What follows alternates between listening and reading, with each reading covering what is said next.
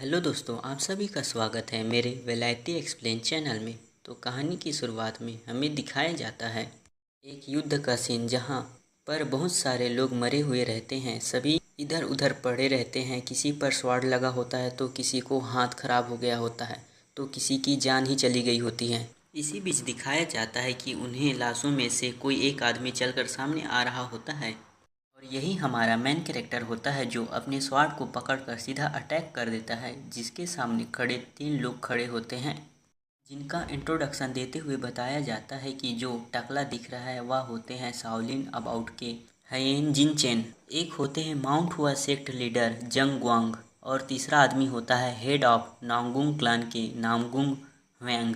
तो उन तीनों में से नामगुंग क्लैन के हेड नामगुंग जोर से चिल्लाकर कहते हैं, वह चीज़ अब निश्चित रूप से ख़राब हो गई है, हमें उसे अभी मारना ही होगा। तभी हमारा main character red aura emit करते हुए कहता है, और अब सिर्फ तुम ही बचे हो, और उन लोगों पर प्रेशर डालने लग जाता है, जिससे उन तीनों पर बहुत प्रेशर लगता है और वह पीछे जाने लग जाते हैं। इस बीच शाओलिन अबाउट के हायेन चिनचैन कहते हैं, अमिताभ बच्चन आई मीन अमिताभा, अपने आप को तैयार कर लो। उसके बोलने के साथ ही दिखाया जाता है कि मेन कैरेक्टर गुस्से में सीधा उसी के सामने आ गया होता है, जिसे देखकर वह भी घबरा जाता है और मेन कैरेक्टर उससे हमला करते हुए उसको बहुत पीछे धकेल देता है। हायेन जिनचेन अपना अटैक रेडी करते हुए उसे बोलता है, तुम राक्षस कहीं के डेमोनिक गॉड, और अपने ग्रीन ऑरा से मेन कैरेक्टर पर हमला कर देता है। और उस अटैक का नाम होता है ग्रेट बुद्धा पाम, जो अटैक मेन कैरेक्टर की ओर जा रहा होता है। जिस अटैक को आते हुए देखकर मेन कैरेक्टर भी बड़ी आसानी से उसे उछल कर पार कर लेता है, जिसे देखकर वह मोंग भी चौंक जाता है और बोलता है, यह क्या हुआ। तभी मेन कैरेक्टर उस पर अटैक से बचते हुए मोंग पर अटैक करते हुए बोलता है, तो ऐसा है तो मैं तुम्हें सबसे पहले मारूंगा। जो अटैक इतना पावरफुल होता है कि वह मोंग भी नीचे धंसने लग जाता है और ज़मीन टूटने लग जाती है। तभी वहाँ मोंग हकलाते हुए कहता है कि तुम दोनों वहाँ क्या कर रहे हो, यही सही समय है, जल्दी से अटैक करो। तभी वह दोनों मेन कैरेक्टर पर हमला कर देते हैं, जिस हमले को नाकाम होते हुए देखकर वह दोनों दूर आ जाते हैं और मेन कैरेक्टर को वह मॉन्क संभाल रहा होता है। और वह दोनों नामगुन क्लैन के हेड और माउंट हुआ सेक्ट के लीडर अपना सबसे पावरफुल अटैक करने के लिए तैयार होते हैं, जिनमें से माउंट हुआ सेक्ट लीडर का अटैक होता है प्लम बोसम फ्लैश और नामगुन क्लैन के हेड का अटैक होता है 10,000 रिटर्न। और वह दोनों अपना पावरफुल अटैक करते हुए बोलते हैं कि अब तुम मरो। इस अटैक के लगने के साथ ही दिखाया जाता है मेन कैरेक्टर भी उसे अटैक से बहुत घायल हो जाता है, उसके मुंह से खून निकलने लग जाता है। इसी समय का यूज़ करते हुए मोंक मेन कैरेक्टर पर हमला करते हुए बोलता है कि अब तुम पैराडाइज में रिबॉर्न होंगे। लेकिन उस अटैक से मेन कैरेक्टर आसानी से बच जाता है, जिसे देखकर मोंक भी घबरा जाता है। मेन कैरेक्टर उसकी गर्दन को पकड़ के उसके रीढ़ की हड्डी सहित उखाड़ लेता है और खतरनाक ऑरा रिलीज करते हुए और उस हड्डी को पकड़कर बोलता है कि अब की बारी तुम्हारी है। जिसे देखकर वह दोनों घबरा जाते हैं और बोलते हैं, क्या मॉन्क मारा गया, यह तो एक मॉन्स्टर है, जल्दी पीछे हटो। लेकिन main character mount Hua sect के लीडर पर अटैक कर देता है। इस अटैक को बड़ी मुश्किल से माउंट हुआ सेक्ट लीडर रोक रहा होता है। और इसी बीच हमें कहानी बताई जाती है हमारे मेन कैरेक्टर के बारे में, जो होता है डेमोनिक गॉड जोंग चैन। आदमी को मारने के लिए जिसने अकेले ही सेंट्रल प्लान को ब्लड में डुबो दिया। सभी 9 ग्रेट सेट के एलाइट आपस में मिले तब भी उनके विरुद्ध, जिसने हेवंस के नीचे सबसे स्ट्रांग माना जाता है। सभी अलायंस सिर्फ चंद ही समय में एनिहिलेटेड हो गए। इसके बाद मेन कैरेक्टर बोलता है कि तुम बूढ़े पागल, क्या तुमने मेरे लिए ट्रैप बिछाया है। जिसके जवाब में माउंट हुआ सेक्ट लीडर कहता है, हाँ तुम सही कह रहे हो, वह अभी तैयार हुआ है। और मेन कैरेक्टर पर अटैक करते हुए बोलता है, अब तुम्हारे मरने की बारी है कमीने। माउंट हुआ सेक्ट लीडर ने मेन कैरेक्टर पर एंडलेस प्लाम ब्लोसम रेन टेक्निक से मेन कैरेक्टर पर अटैक कर दिया होता है, जो अटैक देखने में बहुत सुंदर होता है, जिसे देखकर मेन कैरेक्टर भी कुछ समय के लिए बहक जाता है और वह अपने परिवार, उसकी वाइफ और बच्चों के बारे में सोचने लग जाता है। और मेन कैरेक्टर उन सभी ख्यालों से बाहर आते हुए सोचता है कि मैं अभी नहीं मर सकता, और black demon slaying slash technique से माउंट हुआ सेक्ट के लीडर को मार देता है। लेकिन इस बीच नामगुन क्लान के हेड उस समय का फ़ायदा उठाते हुए मेन कैरेक्टर पर पीछे से अटैक कर देता है, जिस अटैक का नाम होता है सारिंग विदाउट हिंड्रेंस। जो अटैक बहुत खतरनाक होती है और मेन कैरेक्टर पर जाकर लगती है, जिसे मेन कैरेक्टर जख्मी हो जाता है और अपने मन में कहता है नामगुन या मुझे सही में हर्ट कर रहा है तुम कमीने चूहे। और पुरानी बातों को याद करता है जहाँ मेन कैरेक्टर के छोटे छोटे बच्चे बहुत तकलीफ़ में होते हैं जिसे याद कर, लेकिन यह बस मुझे गुदगुदी कर रहा है और हंसने लग जाता है। नामगुन क्लैन के हेड पर अटैक कर देता है जिससे वह दूर जाकर गिरता है और नामगुन क्लैन के हेड अपने मन में बोलता है कि तुम कल्टिस्ट डेमोनिक सेक्ट।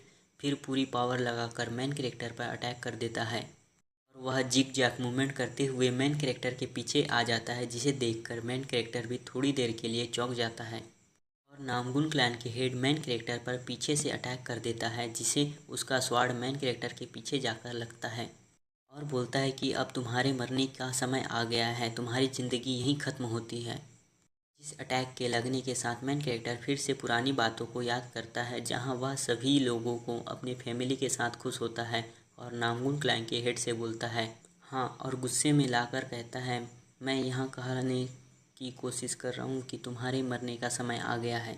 और इस कर्स फैथ को भी यही बोलने के साथ ही मेन कैरेक्टर अपने ही चेस्ट में स्वॉर्ड को मार देता है जिस अटैक से पीछे खड़ा नामगुन क्लैन को भी जख्मी हो जाता है और वह पीछे गिरने लग जाता है। लेकिन मेन कैरेक्टर उसे और मौका ना देते हुए अपने चेस्ट में गड़े स्वॉर्ड को निकाल कर इस स्वॉर्ड से नामगुन क्लैन के हेड के गर्दन को धड़ से अलग कर देता है जिससे नामगुन क्लैन का हेड का सर पीछे गिरने लग जाता है और वह मन में सोचता है यह कैसे हो सकता है, मैंने उसके हार्ट में ही अटैक किया था तो यह कैसे हो सकता है, क्या उसने सही में ह्यूमन लिमिट को सरपास कर लिया, यह तो डेमनिक गॉड है।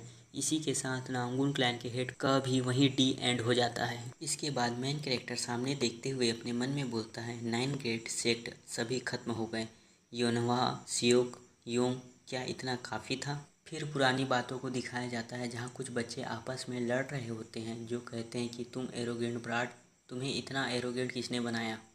फिर पीछे से एक हाथ आता है और वह एक बच्चे को पकड़कर बोलता है क्या तुमने मेरे पर स्ट्राइक क्यों कर रहे हो, और उसने बाकी बच्चों को पीट दिया होता है।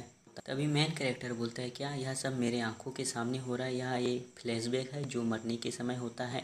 और आगे बोलता है बहुत समय हो गया कि मैं अपने मास्टर के यंग फेस को देखा हूँ। हाँ, मेरा पाथ मार्शल वर्ल्ड के लिए यहीं से शुरू हुआ था। इसकी शुरुआत सर्वाइवल करने के लिए हर एक दिन लड़ने से हुई। यह वांडरिंग लाइफ थी और सिर्फ केवल स्वार्ड था, ना कोई जगह जहां मैं सेटल हो सकता था। फिर मेन कैरेक्टर आगे बोलता है आज के दिन को जी लो, किसी को तो मारना ही था। एक अंतहीन चक्र बेकार हत्याओं का, क्या ऐसा जीवन कोई अर्थ रख सकता है, क्या जीवन सचमुच में इतना छोटा है। तो उसके सामने खड़ी लड़की बोलती है मैं समझती हूँ वह एहसास, मैं हर रोज़ बाजार में लोगों से टकराती हूँ। इस दुनिया में अगर आप हर किसी को दुश्मन की तरह नहीं देखते तो ज़्यादा दिन नहीं टिकोगे। और मेरे छोटे भाई बहनों को हर बार जब से खास चीज़ों की तलब रहती है तो उन्हें दिलासा देना भी कोई आसान काम नहीं है।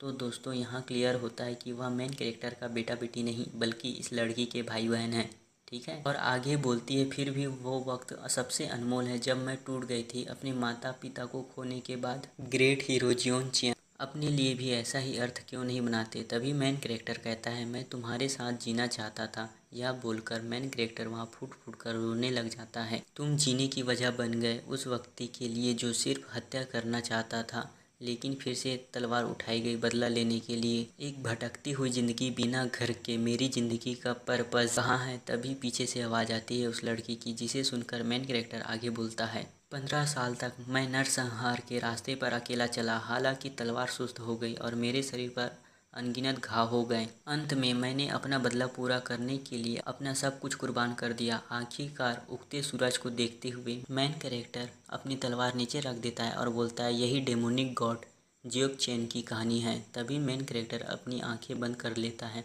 और उसी बीच उसको आवाज़ आती है तुम यहाँ बार्गिंग कर रहे हो, क्या तुम्हें लगता है कि मैं कुछ सिक्कों के लिए अपनी मार्शल आर्ट बेच दूंगा। यह सब सुनकर मेन कैरेक्टर अपने मन में कहता है यहाँ कितना शोर शराबा है, आखिरकार तो मैं हेल में आ ही गया। तभी सामने से एक लड़की बोलती है क्योंकि तुम्हारे भाई को एक अनफॉर्चुनेट एक्सीडेंट का सामना करना पड़ा और वह मार्शल लेगेसी का हायर नहीं बन सकता। तुम नहीं चाहते हो कि मेरा बेटा नामा फेली के सीक्रेट मार्शल आर्ट का हायर बने। जिसे देखकर अपना मेन कैरेक्टर जो अब दूसरे नए शरीर में आ गया होता है बोलता है ये क्या हो रहा, यह तो कोई हेल नहीं है। इसी बीच मेन कैरेक्टर की साइड में खड़ा एक बच्चा बोलता है क्या एल्डर ब्रदर अभी जिंदा है और सही सलामत है, तो यह कैसे हो सकता है कि फैमिली मार्शल आर्ट को मदर वाले साइड में दिया जाए। तभी उसके साइड में खड़ी लड़की भी बोलती है, और तुम तो यहाँ तक कि मदर वाले लाइन से ब्लड से रिलेटेड भी नहीं हो। क्या हुआ अगर मेरा elder brother martial art inherit नहीं कर सकता। ग्रैंडफादर की मार्शल आर्ट सिर्फ यमहा क्लैन के फैमिली में बिलोंग करती है। ये सब सुनकर मेन कैरेक्टर भी उनकी ओर देखने लग जाता है, जहाँ पर उसे उन बच्चों पुराने बच्चे दिखने लगते हैं और अपने मन में कहता है तुम लोग कौन हो। इसी बीच सामने खड़ा हुआ बंदा चिढ़ते हुए बोलता है, देखने से ऐसा लगता है कि ये इतनी आसानी से ख़त्म नहीं होने वाला। अच्छा ऐसा है तो क्यों ना एक प्रपोज़ल बनाया जाए। जिससे सुनकर मेन कैरेक्टर बोलता है प्रपोज़ल। तो सामने वाला बंदा बोलता है कि मैंने सुना है उन्हें खाने को भी नहीं मिलता, और हाथ को आगे बढ़ाते हुए बोलता है मैं इसके लिए अपने पैसे दांव में लगा रहा हूँ। हुआ मुजिन, तो तुम इसके लिए अपने क्लैन के इंटायर मार्शल लेगेसी को दांव में लगाना चाहोगे। हमें पता चलता है कि मेन कैरेक्टर का यहाँ नाम हुआ मुजिन होता है, तो मैं अपने सिर्फ सुविधा के लिए इसे आगे से मुजिन कहूँगा। और वह आगे कहता है तब हम फाइट करेंगे और जो जीतेगा वो सब चीज़ अपने पास रख लेगा। तुम क्या सोचते हो इसके बारे में। जिसे सुनकर उन दो बच्चे में से लड़का कहता है क्या, लेकिन मेरे ब्रदर ने तो अभी तक ट्रेनिंग की शुरुआत भी नहीं की है। और लड़की कहती है तुम्हें क्या लगता है कि हम तुम्हारे इस ऑब्वियस सी ट्रिक पे गिर जाएंगे। तो उन सभी की बातें सुनकर मुजिन कहता है ये क्या इतना हल्ला करके बातें क्या हो रही हैं, और सुनो पहले ये बताओ कि ये हुआ मुजिन कौन है। ये सुनकर दोनों बच्चे भी कंफ्यूज हो जाते हैं, और मुजिन आगे बोलता है मैं तो डेमोनिक गॉड जोंग चेन हूँ। जिसे सुनकर वो दोनों बच्चे और ज्यादा कंफ्यूज हो जाते हैं। Demonic God. फिर मुजिन कहता है कि तुम मुझे डेमोनिक गॉड कहकर पुकारो। तभी सामने वाला बंदा बोलता है तुम यह अज्यूम करने में बहुत मुश्किल हो रहा है, तुम और आगे क्यों नहीं जाते। तुम अपने आप को किंग ऑफ अंडरवर्ल्ड क्यों नहीं कहलवाते। और बताया जाता है कि यह सब बोलने वाला बंदा होता है चेंगवा मर्चेंट गिल्ड का सेकंड सन चेंग डोबो। यह सब सुनकर वह दोनों बच्चे भी शर्मा जाते हैं और बोलते हैं यह सब तो बहुत ज़्यादा हो रहा है। तभी चेंग डोबो के साथ आई लड़की बोलती है ऐसा लगता है कि इसका मैडनेस दिन के साथ और भी बुरा होता जा रहा है। बहुत बुरा हुआ इस जैसे फैमिली हायर के साथ, तो ये वह क्लान का फेट तो ऑलरेडी ही सील हो गया है। मैं सिर्फ यह कह रही हूँ क्योंकि इसलिए ब्लड रिलेटेड हूँ, तो इसे तुम काइंडली लो। यह तुम्हारे लिए कोई बेड न्यूज़ नहीं है। और बताया जाता है यह तो होती है चेंगवा मर्चेंट गिल्ड मास्टर बू चोयन। और आगे बोलती है यहाँ कहने के लिए और कुछ नहीं है। मैं तुम्हारे साइलेंस को एग्रीमेंट की तौर पर लेती हूँ। और वापस जाते हुए बोलती है तो चलो इसे हम अगले महीने के 5th डे पर करते हैं। तभी चेंग डोबो भी कहता है तो चलो फ्लाइंग शेडो ऑफ लेविनियन में मिलते हैं, जो प्रॉमिस मार्शल आर्टिस्ट के बीच में हुआ है। अगर तुम इसे ब्रेक करते हो तो तुम जानते हो कि इसका अंजाम क्या होगा। तुम जानते हो ना डेमोनिक गॉड जोंग चेन। फिर बच्ची कहती है उन्होंने अपने आप से ही डिसाइड कर लिया। और मुजिन को देखकर बोलती है अब तुम क्या करने वाले हो, तुमने तो अभी तक के प्रॉपर स्वॉर्ड को स्विंग भी नहीं किए हो।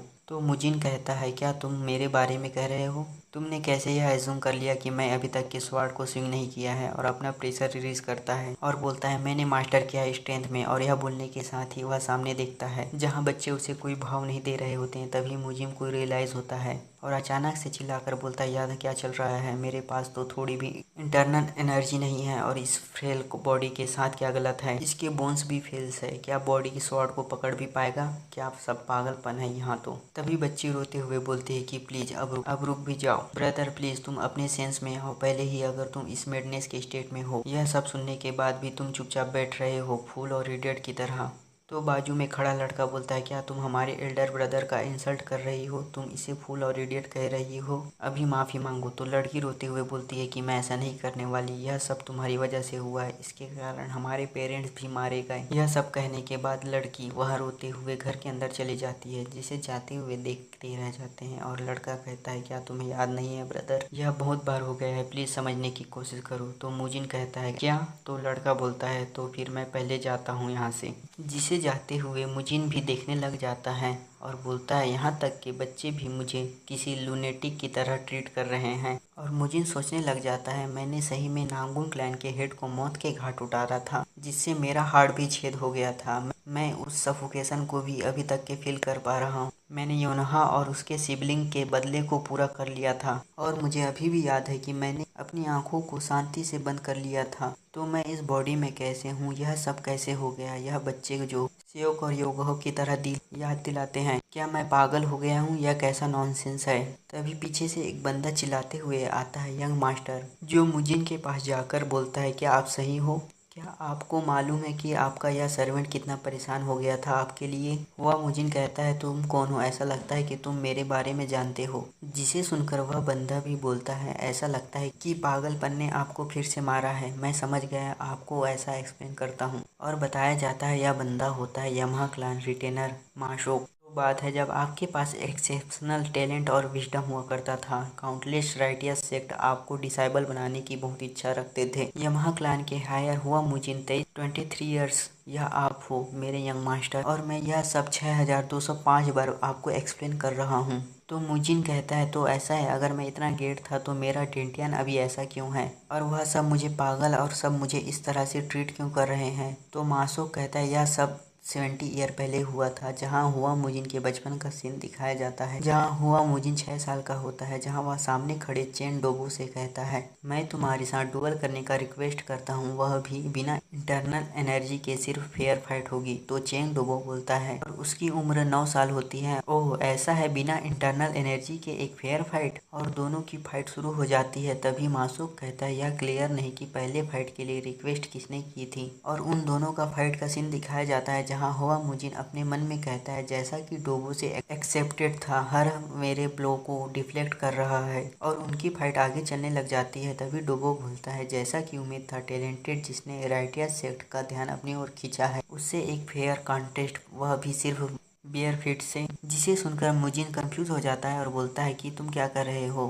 तो डोबो अपनी इंटरनल एनर्जी का यूज करते हुए बोलता है कि तुम मूर्ख, और म्यूजिन पर अटैक कर देता है, जिससे म्यूजिन दूर जाकर गिरता है, जिसे खून भी निकल आता है। फिर म्यूजिन कहता है, ब्रदर डोबो, क्या ऐसा नहीं होना था कि बिना इंटरनल एनर्जी के क्यों तुम 7 वुंड फिस्ट का उपयोग कर रहे हो? तो डोबो बोलता है, तो हुआ मुजिन, तुम अभी भी मुझे अपना ब्रदर कह रहे हो। जैसा कि तुम देख सकते हो, ये गोंडोंग सेक्ट का 7 वुंड फिस्ट है। यहाँ तक इसका एक स्ट्राइक भी बहुत लंबे समय तक के लिए इफेक्ट करता है। पहले मैं इसके साथ एक्सपेरिमेंट कर रहा था लास्ट वीक, जब मैं इसको दूसरे डिसाइपल पर यूज़ किया तो वो अभी भी अपनी मौत के लिए भीख मांग रहा है।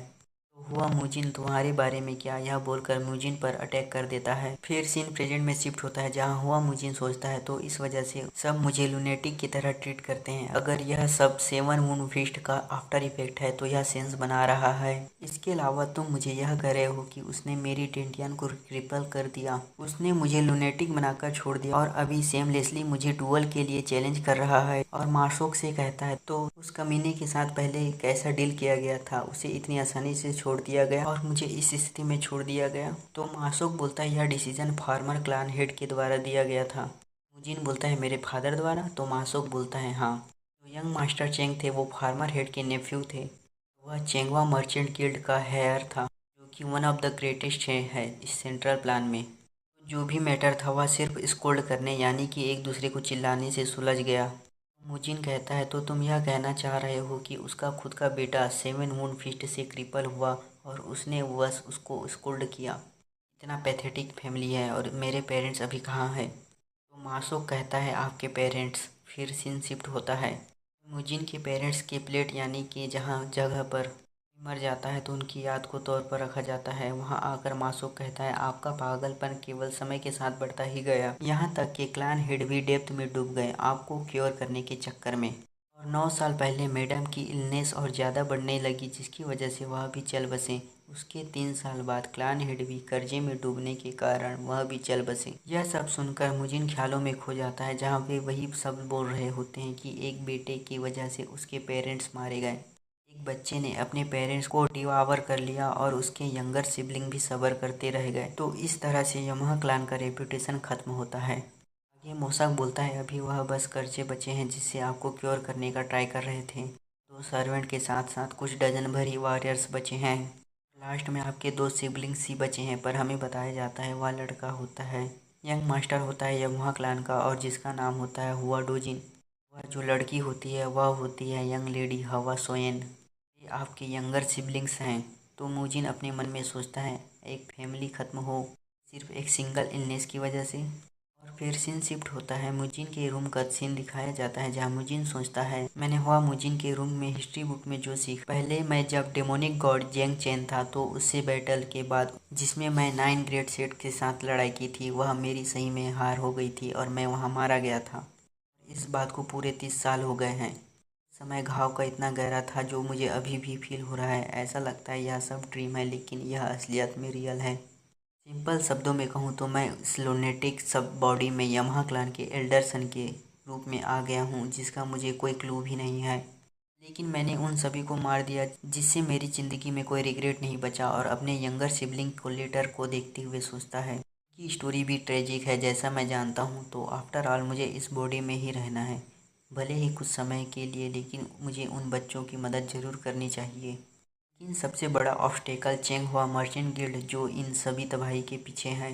इसने पहले इस बॉडी को क्रिपल किया, इस क्लैन को डिस्ट्रॉय किया। सबसे पहले मुझे नेक्स्ट मंथ के 5th डे में होने वाले ड्यूअल के लिए प्रिपेयर होना चाहिए, जो चेंज डोबो के साथ होने वाला है। और आगे बोलता है तो इसका मतलब है कि मुझे अब शुरू से शुरुआत करनी पड़ेगी। फिर मेडिटेशन की पोजीशन में आकर बैठ जाता है। अपने मन में सोचता है यह सब मुझे जब मैंने फर्स्ट टाइम मार्शल आर्ट सीखना शुरू किया था तब भी याद दिलाता है। यहाँ तक कि उस समय ब्रीथिंग भी हार्ड था। लेकिन भले ही यह बॉडी नेचुरल टैलेंटेड के मामले में एक्सेप्शनल ही क्यों ना हो, क्यूआई को सेंस करने की ज़रूरत भी नहीं है। मैं बस अपनी आंखों को बंद ही करता हूँ, आसानी से ये सब कर सकता हूँ। मुजिन अपनी एनर्जी इकट्ठा करता है। इस एनर्जी से उसके पूरे रूम में एनर्जी का ब्लास्ट होता है, जिसे सुनकर आसपास के सभी लोग घबरा जाते हैं और सब मुजिन के रूम में आ जाते हैं, जहां एक बंदा आते हुए बोलता है, क्या यंग मास्टर मारे गए? तो दूसरा बंदा बोलता है, अभी नहीं, यह तो कम्प्लीटली फाइन है, इनके पल्स और भी तो स्ट्रांग हो गए, यह इतने हेल्दी कैसे हो गए? इसी बीच मुजिन उनके हाथों को पकड़ लेता है और बोलता है, तुम ओल्ड फूल्स। यह है कि इस बॉडी के साथ क्या गलत है? इस बॉडी का तो स्पेशल कॉन्स्टिट्यूशन है। वह बंदा बोलता है, अगर आपका मतलब यूनिक बॉडी से है तो मैंने इसके बारे में एक बार सुना था। इस बॉडी को हेवनली मार्शल कॉन्स्टिट्यूशन कहते हैं, जिसे एक शाओलिन एल्डर ने बताया था। तो मुजिन अपने मन में बोलता है, क्या हेवनली मार्शल कॉन्स्टिट्यूशन? सामने वाला बंदा हंसकर बोलता है, हाँ, उन्होंने यही बताया था। तुम्हारी बॉडी हेवन के द्वारा ब्लेस्ड है, तुम राइटियस पाथ में चलने के लिए बने हो। तुम तो मुजिन बोलता है, तुम हंस क्यों रहे हो बास्टर्ड, और खून खांसते हुए पीछे गिरने लग जाता है और अपने मन में कहता है, दरअसल यह कॉन्स्टिट्यूशन डेमोनिक आर्ट के साथ इनकम्पेटिबल है। अगर कोई इस बॉडी के साथ डेमोनिक आर्ट को कल्टीवेट करने की कोशिश करता है तो इतना ज़्यादा पेन होगा कि तुम उसे संभाल नहीं पाओगे और तुम्हारा मौत भी तुम्हारा पीछा करने लगेगी। यहाँ पर ऐसे बहुत सारे हेवनली मार्शल कॉन्स्टिट्यूशन थे, heavenly killing constitution, heavenly flame constitution, यहाँ तक कि हेवनली लॉन्गिट्यूडी कॉन्स्टिट्यूशन। कितने सारे कॉन्स्टिट्यूशन हैं, लेकिन इसे सिर्फ यही कॉन्स्टिट्यूशन ही मिलना था। डैम इट, ड्यूअल तो नेक्स्ट मंथ में ही है, यहाँ तो बहुत बुरा हुआ। यह सब देखकर मासूक बोलता है, यंग मास्टर हिम्मत मत हारिए। तो मुजिन कहता है, वे ओल्ड मैन कौन है? तो मासूक बोलता है, ये है यमहा क्लैन के चीफ स्टुअर्ड दो बेक्सिन और एल्डर जो हुआंगबोंग। और दिखाया जाता है कि वो दोनों एल्डर एक दूसरे से बातें करने में बिजी होते हैं। धीरे से चीफ स्टुअर्ड दो बेक्सिन कहते हैं, क्लैन हायर तो कोलैप्स हो गए। तो क्लैन एल्डर जो हुआंगसिंग कहता है, ऐसा लगता है कि यंग मास्टर की हालात डे बाय डे और ख़राब होती जा रही है, हमें अपने आप को कुछ बुरा होने के लिए प्रिपेयर कर लेना चाहिए। जिसे सुनकर मुझे मन में कहता है, ये बास्टर्ड एल्डर जो। तो आज का वीडियो यहीं ख़त्म होता है। लाइक, शेयर और सब्सक्राइब करना ना भूलें।